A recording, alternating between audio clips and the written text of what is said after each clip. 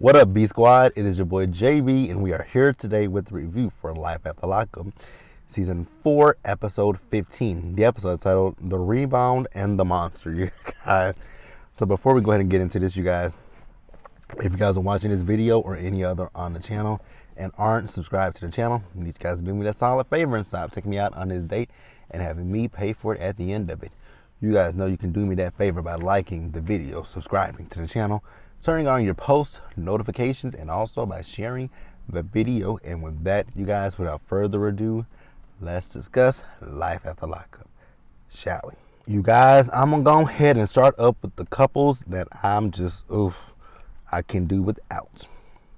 The first one up is going to be Chazz and Brandman. WeTV, get Chazz and Brandman off of my TV.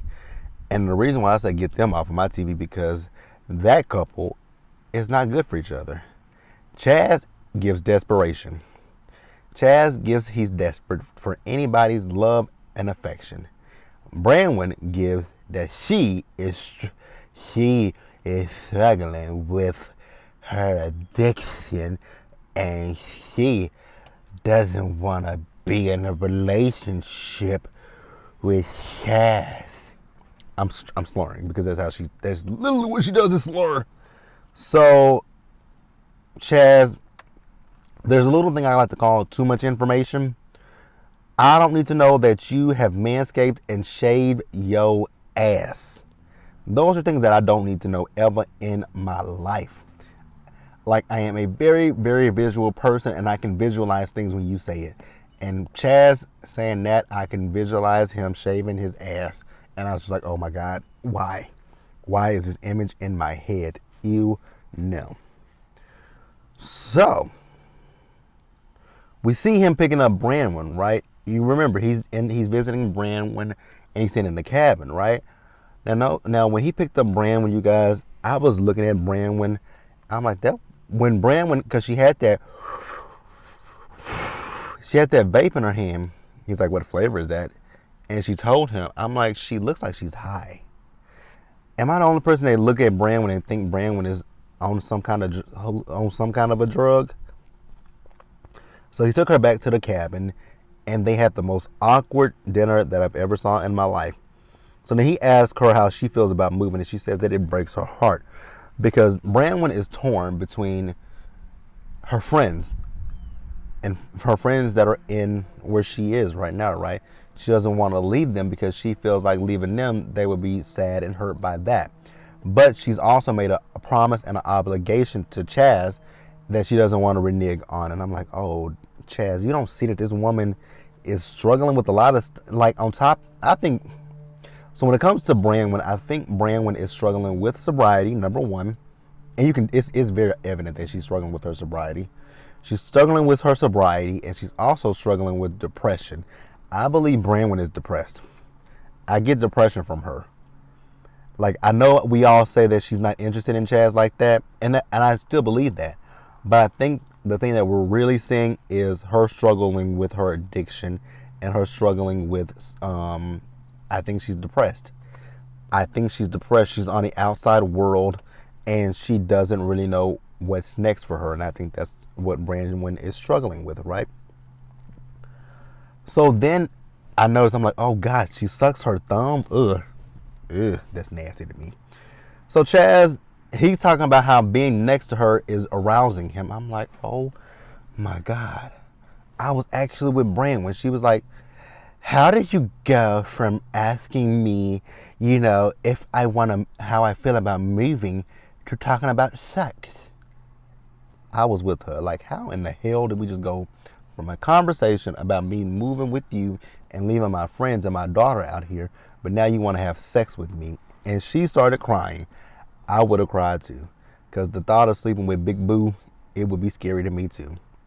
So Brandman, he said, you know what, let me give her a minute.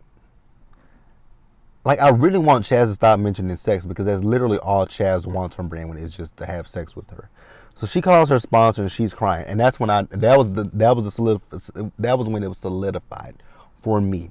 She is struggling with her addiction, right? Because she is dealing with things that are probably scary for her that she doesn't want to face. And probably to cope with that in the past, Brandon probably went to drugs and alcohol to cope with that. But she doesn't want to do that at this point. So I was like, yep, I'm right. She is struggling with that sobriety. But I also, like I said, I think she has a bit of depression too. Now what broke my heart with Brandon is when she said she feels like it would be easier if she was still in prison. I was like, oh no.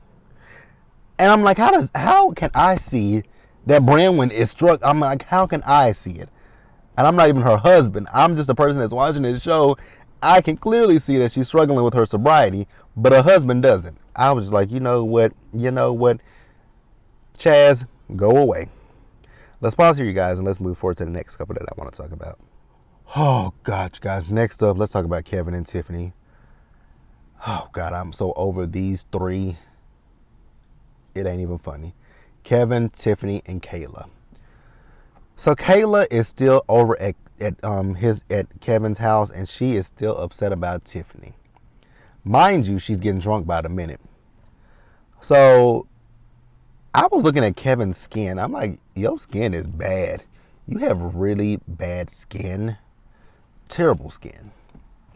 So he suggests to her that they could be friends, Kayla and Tiffany. I was like, oh my God, no. Why? This is one episode. Nope, I won't even say that one.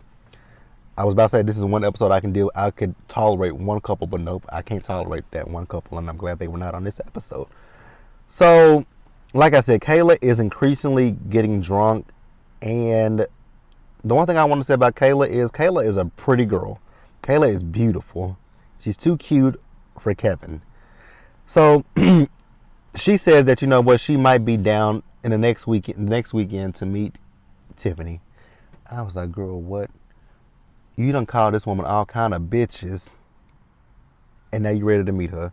But she said she might have to slap her around a little bit. What the hell do y'all see in Kevin? Kevin must have a King Kong dingaling. That's all I'm getting, is Kevin must have a mean pipe game. So then later in the episode, his mama, she one of those mamas that's going to defend their son whether he's right or whether he's wrong. Because his mama doesn't like Tiffany because of the things that Tiffany's done. And more specifically, she's talking about what Tiffany did when he went to the halfway house to pick her up, but old boy was there and when he laid him out. I'm like, ma'am, you got an issue with her, but you know that your son is still sleeping with Kayla behind her back, but yet you mad at her. Pot, meet kettle, because your son is no better. Your son is actually worse. See, the difference between Tiffany and him is Tiffany told him not to come to the halfway house and pick her up. He went to the halfway house to pick her up, and that's when he was met with, forgot what his name is, oh boy, that he laid out on his behind. So I want his mama to shut up. I really want her to shut up and just we TV. Let's have a conversation, please. On top of taking Taylor and Chance off this show for me too, on top of taking Taylor, on top of you guys removing Taylor and Chance, getting Brandon some goddamn help, please get Kevin and Tiffany off my screen. Kevin, Tiffany, and Kayla, remove them from my screen as well. Hell, you know what? I'll take an extra scene of Brittany and Marcelino over Taylor and Chance and Kevin and Tiffany. I will take if you guys got an extra scene with them two in it, if you got an extra scene of Brittany and Marcelino, I'll watch it. I will gladly watch it, even though I think it's fake as hell. I will gladly watch it. Let's pause here, you guys, and let's move on to the next couple. All right, you guys. Next up, Amber and Puppy. Now, We TV, I want to say that y'all are dead ass wrong. Y'all are nasty as hell for this scene. So, Puppy, she was going to go meet up with Amber, right? They're going to go shopping. She asked, what is his name? Eric. She asked Eric for some money. Eric was reluctant to give her that money, but then he then eventually gave her some money. I don't think it was a lot of money that he gave her. And, you know, Puppy's like, you know, he is controlling, but he's really good to me. Say what now? He's controlling, but he's good to you. That sounds like a bit of an oxymoron to me, right? Right? Because that can't be. How can someone be good to you, but they're controlling you? Those two don't go together. Maybe I'm wrong. Maybe I'm wrong. You know what? I'm wrong. I'm saying I'm wrong. I think I'm wrong. I'm wrong. So, Amber wants Puppy to meet her new boyfriend, right? And she wants to do a double date with Eric. I'm like, girl, did you see how the last one went? With you, Puppy, Eric, and Sammy. You want to repeat of that one? Because that double date didn't go that well with Sammy. That one, ooh. Yeah, so you want to repeat it? Okay, girl. So Amber asked Puppy how does she feel things are going with her and Eric. Girl, we know how things are going with her and Eric. It ain't going. Eric doesn't want to get a divorce. Puppy feels like Eric wants to have his cake and he wants to eat it too. I was like, exactly. That's exactly what it is. He wants you to sleep with, to play house with, but he doesn't want to divorce his wife. That's a problem. I really want Puppy to, to get some self-esteem, know that she is a beautiful girl, and dump Eric. So, she also tells Amber that she's late, and Amber's like, "Wait, what are you talking about?" She says, "I'm late." She's like, as in your period? She says, "Yeah." She's about 3 weeks late, right? So Amber says, "Oh, bitch, we going to get a pregnancy test. Are you okay with? You ready to take this?" She was like, "Not really." So this is where WeTV lost me. First of all, why do we go to a gas station to get a pregnancy test?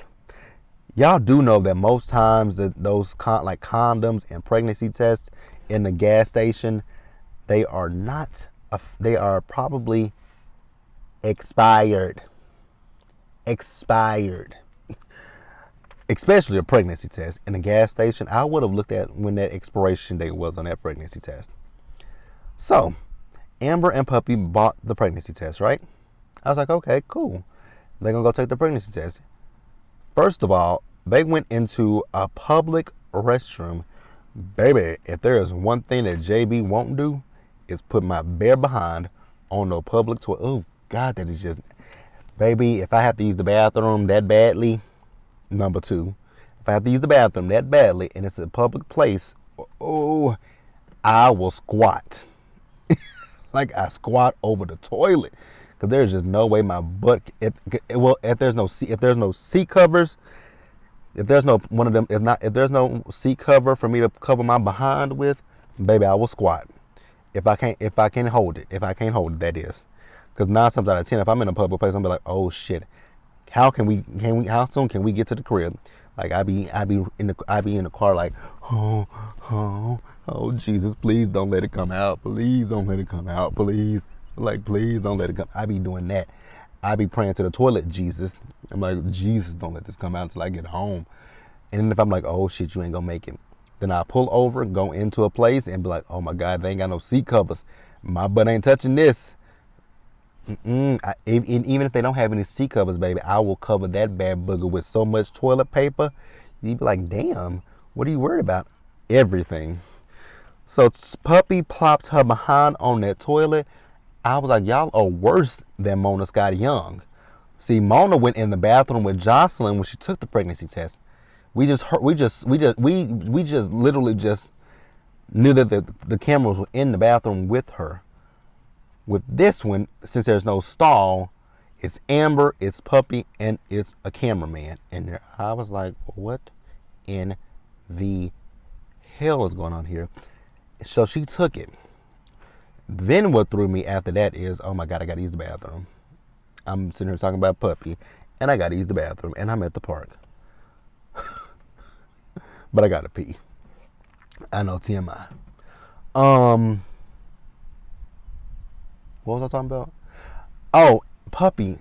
After she took the pregnancy test, Puppy is still sitting on that toilet with her butt on it. I'm like, girl, get up, wipe your butt, and pull your pants and panties up.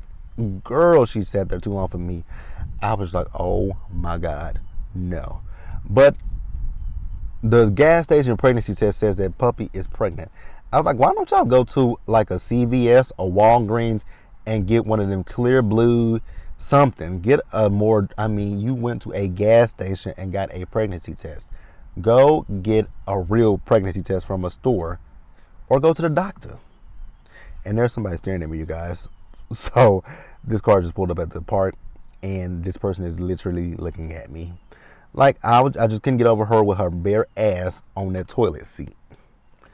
Whew. All right, you guys, let's pause here and let's move forward. You guys, next up, let's talk about Brittany and Ray. I think this storyline is fake.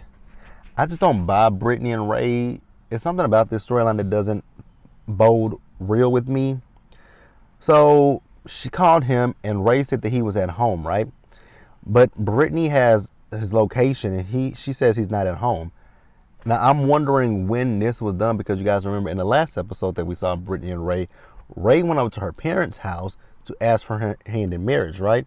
So I'm like, so is he still in the vicinity of your parents' home and you don't know? But see, here's the other thing that bothers me with Brittany and Ray, because I'm gonna go ahead and get into it. So Brittany met up with his grandmother, right? And she's talking to his grandmother about Ray and how she feels like there's something, she asked him where was he at. He said he was at home, but he wasn't at home. So she's now wondering if he's keeping things from her, right? So the grandmother tells her, that's not how he is. He doesn't hurt people. And I believe that. But then what threw me is the next scene that we see with Brittany and Ray. He calls her Brittany to meet him somewhere, right? So they meet up and he proposes to her and she accepts the proposal. And I was just like, but you were just questioning if this man was being honest and truthful with you, but you accept his marriage proposal. If I'm questioning if my soon-to-be fiance is lying to me about your whereabouts, and then now, it's one thing to say, because he didn't even say this. Like, it's one thing to say, I know you asked me earlier, baby, like where was I at, and I told you I was at home. Well, actually, I was at a jewelry store, and I was getting this for you, and open the box, and say, "Will you marry me?" Ray didn't say that. And we know that we know that this is not the end of this story because we got a few more episodes left of this season before we get to Love During Lockup, and y'all. What's her name? What is her name? Heidi's girl. What was her name? What was her name? Oh, what was that girl's name? I can't even think of her name right now. The one that was with the dude Heidi. She's back for Love During Lockup. I can't even think of her name right now. I cannot think of her name. The crazy one, the one that talked to multiple guys in prison. She is back. But yeah, I know we got a few more episodes left of this season of Love Life After Lockup, right?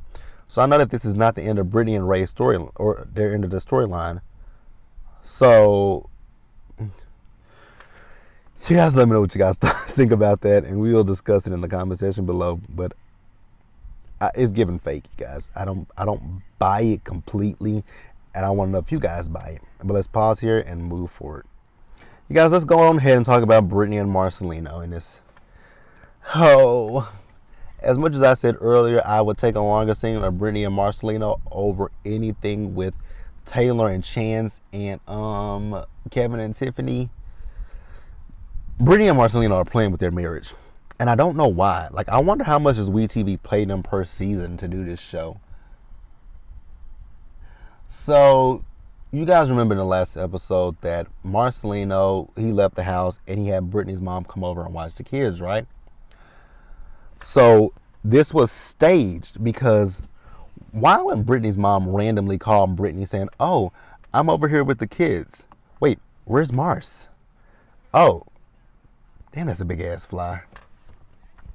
Like, that was staged. "Oh, I'm over here with the kids. Marcelino, he's not here." So then Brittany calls Marcelino, asking Marcelino where is he at, right? Marcelino says, "Oh, I'm at home." She was like, "No, you're not. Because my mom is there with the kids." "Oh, I'm heading home." "I said I was heading home." "No, you said you're at home." She said, "Where are you?" He says, why the fuck does that matter? Now, when he said, why the fuck does that matter? I was like, ooh, now that seems a little real. Why the fuck does it matter? That sounded a little real. A little bit. I still don't 100% buy this storyline. I don't. I literally don't. I literally do not believe this storyline at all. So, she asked him once again, where was he? He was quiet. She says, Mars, where are you? He didn't answer her. Beep, beep, beep. I was like, he hung up in her face. Oh, wow. That was an asshole move, right? I don't believe it. You know, she's like, he acting like I'm some kind of stupid bitch. I'm not a dumb bitch. I was like, okay, Brittany. I was so looking forward to this season. It's a dud. It's a dud, you guys. I gotta be honest. And I think what it is we got a batch of people who I feel like a lot of them doing things for storyline purposes. Some of these storylines, I literally believe they are just that, storylines. Now the only storylines that I do believe I know are real, unfortunately, Taylor and Chance, that is real. As much as I can't stand either one of them, that is a real storyline. Who else has a real storyline? Unfortunately, Puppy storyline. I believe Puppy storyline is real, you guys. Minus that, I mean, I just want them to go get a real pregnancy test that might not be expired. But Puppy storyline, that is real. Who else storyline do I believe is real? Sean and Sarah. As much as I hate both of them, but I don't hate them. As much as I can't tolerate either one of them, that is real. Sean and Sarah storyline is real. Brandman and Chazz. As sad as that storyline is, it is real. And she needs help. And that's it. Because I think Kevin and Tiffany's storyline is fake. Nothing is real with Kevin and Tiffany and Kayla. Brittany and Ray storyline, I don't buy that one. I damn sure don't buy Deontay and Lindsay. I don't buy Marcelino and Brittany. And that's really it. The rest of those storylines, I don't believe them. And that's why I said last week, like, I miss, like, Andrea and Lamar. That storyline was real, especially when we found out that she got pregnant in a broom closet. Angela and Tony's storyline was real. Hell, Chevelle and Quaylon storyline, that was real. I think that man was back on drugs.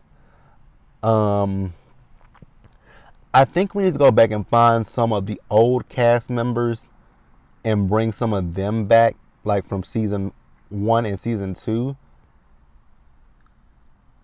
I think we need to go back and bring some more people back. Hell, even Michael, Sarah, Black Sarah, even that storyline was real because Michael is a dog. But isn't Michael back in jail? I know at one point Michael went back to jail. But hey, yeah, let's pause here, you guys, and let's move forward. I think we're almost finished. All right, you guys, let's talk about Deontay and Lindsay. First of all, WeTV, I don't give one iota about. Oh God, why do we? When Deontay kept talking about his penis, I was just like, why? Why do I need to hear this? I don't. So you guys remember the last episode, Lindsay was freaking out because the cops were in their vicinity. Well, the reason why the cops were there was because there was an accident. So Deontay asked her, what does she want to do when they get to the rental place? He wants to have sex. I was like, ew. Yeah, I just don't want to. I don't want that. Again, I'm a visual person, and I just don't want that visual of Deontay and Lindsay having sex in my brain. So they were in. Now, see, WeTV's cameramen, y'all are just gonna give us softcore porn, huh? Because last week you showed us Sean's ass. This week we see Deontay and Lindsay having, they making out. He is I mean, the man was literally groping her breast and her. I'm like, do y'all not see her bra? Like, her bra was lifting. I'm like, her bra. Y'all about to show us her titty. Like, we about to see Lindsay's titty. Hell, we about to see Lindsay's because I mean, even with Kayla and oh, I forgot to mention that. Even with Kayla and Kevin, who had sex, and he ushered her right on out. I'm like, girl, you are stupid. You are a booty call. But we literally almost had sex scenes in this episode. Then in that little blurb that they do, child, I just really don't want to hear Deontay talk about his penis, naming his penis. I don't want to hear nothing about that. Now, Deontay, you got an issue, and I see why this is why people think that you got this is why people think you ride the yellow short bus, my dude. You are stupid. Lindsay, he showed Lindsay his credit score. I don't know what his credit score is. I don't care what his credit score is. What threw me was when she said that man has $15,000 in collections. I was like, how do you have $15,000 in collections? The only thing that I've ever had that's anywhere near close to $15,000 is my car, which is not in collections.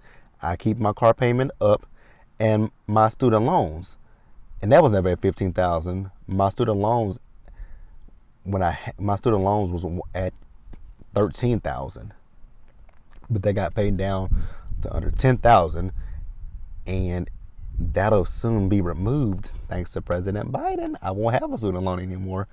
Where we at? But yeah, this man got 15. What did you do? See, that's my problem with certain people. People live above their means. People will buy shit on credit, never pay it back.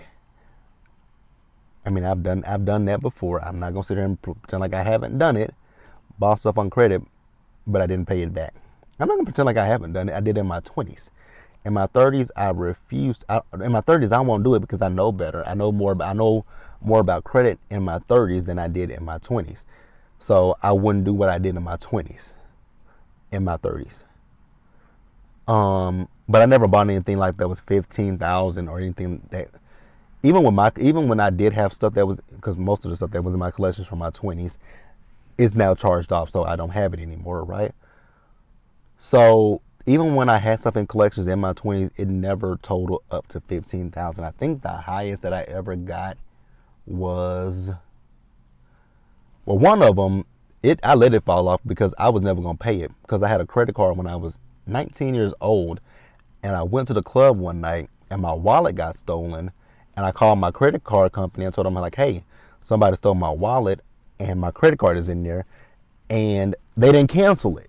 They didn't cancel that credit card, and so whoever took my wallet and my credit card just kept swiping that bitch, swiping it, and they were like, oh, I'm like, I told you guys my credit card was stolen. I told you guys my wallet was stolen, and I told you guys to cancel it, but you guys kept charging me for stuff. You guys kept hitting me talking about, and I told you guys, and I told them, I'm like, I'm not paying that. I didn't use that. My wallet got stolen. So yeah, and they charged off, and they kept hounding me because it just fell off like 2 years ago, right? They kept hounding me about it. No, it fell off 3 years ago. They kept hounding me about that. They're like, if you pay a little bit of something toward it, it'll go away. I'm like, I'm not stupid. I'm like, ma'am, I'm not stupid. I'm like, we are almost at the 7-year mark. I'm not finna make no payment arrangement with this. 7 years has hit, because it was 2 months before my 7 years had hit, where they kept they kept emailing me about making some kind of a payment. I'm like, no, thank you, won't happen. Sorry, I don't know what's happening with my voice. But let's pause here, you guys, and let's wrap up the episode. So we move over to Sean, Destiny, and Kelly. So it was actually Kelly that was at his door knocking and not Destiny. Destiny was at her mother's door. And I'll talk about Destiny in just a minute, how delusional I think she is. So Kelly tells Sean that the boys decided not to come and that their daughter Gracie is there, right? But Gracie didn't want to come by herself. And I understand why. And when Kelly was telling Sean how those kids feel now that Sarah is pregnant, I was like, Sean, your kids probably, I knew that his kids probably felt the way that they feel like you having another baby to replace, not even just replace us, replace, fix the things that you didn't do with us. You not being a present father with us. Sean tries to cry. You guys know I don't feel a lick of ish for Sean. That's all I gotta say. And Kelly's talking about she want to have a conversation with Sarah to let her know the man that she's marrying. Sarah, I'm not Sarah, but Kelly, let Sarah marry that dumb fool. Let her marry him. I don't care. Let her marry him. They deserve each other. They deserve to be in unholy matrimony with one another. So Destiny went to see her mom, who has a blind date that Destiny set up. So Destiny says that she's currently working at a she does makeup. Now when she was doing her mama's makeup, I was just looking at her mama's eyebrows. I'm like, girl, what's going on with these eyebrows that you trying to? Because you kept penciling up there with them eyebrows, and I'm like, they're still ugly. Just saying. Now, why does Destiny's face look like it's sunken in? Her face looks like that, sunken in. Her mama is telling her to basically leave Sean alone. And she's like, he owes me money. No, he doesn't. He technically does not owe you money. But I'm okay with her making his life a living hell because I don't like Sean. But girl, let it to hell go. Let it go. She wants to F up the wedding. Okay, girl, do you. I still think you're a delusional hot mess. But that's all I got, you guys. Let me know what you guys thought about this episode in the comment section below. Subscribe to the channel, you guys. Turn your post notifications. Share the video, you guys. And until the next time, stay safe. Take care of yourselves. Wash your hands. Wear a mask. Socially distance. Be blessed. And I'll catch you guys in the next one. Bye, guys.